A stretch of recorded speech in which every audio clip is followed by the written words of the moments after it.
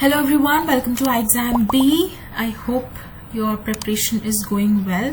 In this video we are going to talk about some important questions that are relevant for your upcoming phase 2 examination. So this particular video is dedicated only to the microeconomics module. We will discuss important questions and how you should write your answer in the examination from a descriptive point of view. So as you are aware, the RBI DEPR second phase exam is scheduled on 2nd of September, and this is the pattern. You will be tested upon these 4 modules: micro, macro, quantitative methods and Indian economy, and each of these modules carry equal weightage. So 50 marks for each of these 4 modules. Now let's discuss some of the questions that are important and relevant from examination point of view. So here one such question is: derive slutsky equation and interpret it. Now see, for this particular examination point of view, whatever topic that you are preparing, you should try to prepare it from a descriptive point of view also. So the proofs and of equations also become relevant at this stage. They can definitely ask you proofs in the examination as well. So in this question, the question is saying that the compensated demand.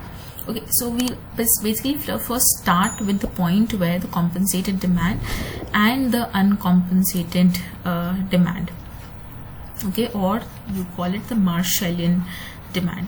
The point where these two are equal, what happens is that at that particular point your nominal income or the money income is such that a certain level of utility is attained, right? So basically what we mean by that in terms of equation, we say that the compensated demand function, which is a function of px, py and the utility level, is equal to the uncompensated demand, which is x, px, py and m, the income level, right?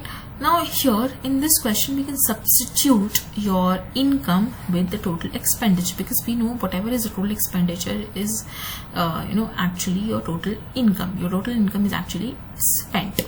So m is essentially equal to px time x plus py time y, if we are talking about 2 commodity world, for instance, for now. So this is actually the total expenditure, which is a function of px, py, right, and the utility level. So we can substitute this here. So we can say xc, which is a function of px, pyu, will be equal to what? It will be equal to x,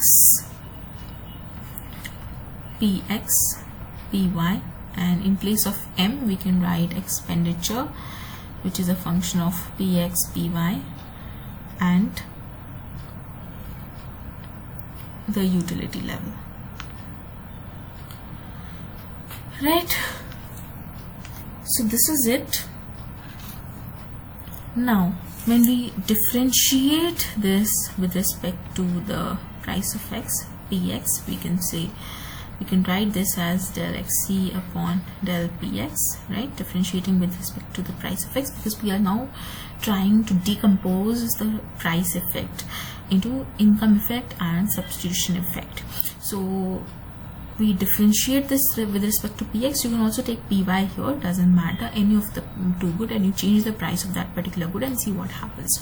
So this will be equal to del x upon del px plus del x upon del e times del e upon del px. Now here we have to do first with respect to price of x, right, the x commodity, and then we also know that this expenditure function is also dependent upon px. So again the chain rule will apply here. Now rearranging these terms, I can write dx upon px. I'm bringing this to the left hand side. We have del xc upon del px minus del x upon del e times del e upon del px, right? Now this complete is the total effect or the price effect. This is the slope of Marshallian demand function, and this is actually the slope of the hexane demand function, or the slope of the compensated demand function. So this actually indicates the substitution effect, and this component here tells you that how the demand will change for commodity X when you make necessary changes in the expenditure levels. Now a side note that by Euler's theorem, we know that the del E upon del Px is actually equal to the commodity X, whatever is the change in expenditure because of the change in X.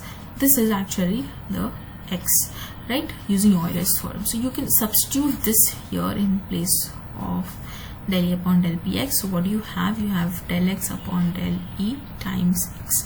Now this component actually is telling you your income effect, and in place of E you can substitute it with M, right? So this will tell you whatever is the change in demand due to change in income, which is essentially the income effect. So you can substitute back M in place of expenditure again. So this is your Slutsky identity or Slutsky equation. Okay, so you have to show this proof and you have to interpret each of these terms in your words. That's how you approach this question. Now more such relevant questions could be Pareto optimality condition, why it is necessary but not sufficient for social welfare maximization. How do you approach this question is that you first talk about what do you understand by Pareto optimality, then you talk about what is social welfare maximization, then you can give an example of how Pareto optimality may be satisfied but it is not giving social welfare maximization. It is not leading to social welfare maximization. That's how you can approach this question. Then this particular question, what do you understand by deadweight loss? You can talk about what is deadweight loss and then what is price ceiling. So deadweight loss is efficiency loss or welfare loss. So there what happens is that the total surplus is not completely achieved. So in case of price ceiling, basically if let's say this is the equilibrium price and quantity, ceiling will happen at a point below the equilibrium. So let's say this is the price ceiling, the price cannot rise above this level. So as a result, what happens is that there will always be excess demand in the market and supply will not be there to fulfill this demand. So this will create efficiency or the welfare loss in the market. Right, so this is how you approach this question. Now more previous year questions are displayed here since 2018. What kind of questions have been asked from microeconomics module? These are some of the questions. So you have been asked questions on deadweight loss calculation, and you've been asked questions on general equilibrium model, okay, production numerical. So you have to prepare both the descriptive point of view as well as from numerical perspective also, because numericals are also asked in phase 2 examination. Then arrows impossibility theorem, public goods, all of these have been asked in the previous years recently. Now you can also have a look at some important questions that we have compiled. The link will be there in the description of this video. You can download and check it out. Some important questions module wise.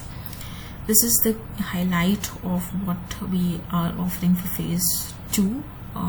We have live sessions for discussion of mock test analysis and important questions, and we offer 10 mock tests for each of the 2 papers, 5 each for the 2 papers, and we provide individual feedback that is sent over email. So if you're interested, you can check out. You can also look at the preparation guide in the description of this video, that is also available. If you have any queries, you can call us here. Thank you. Keep preparing.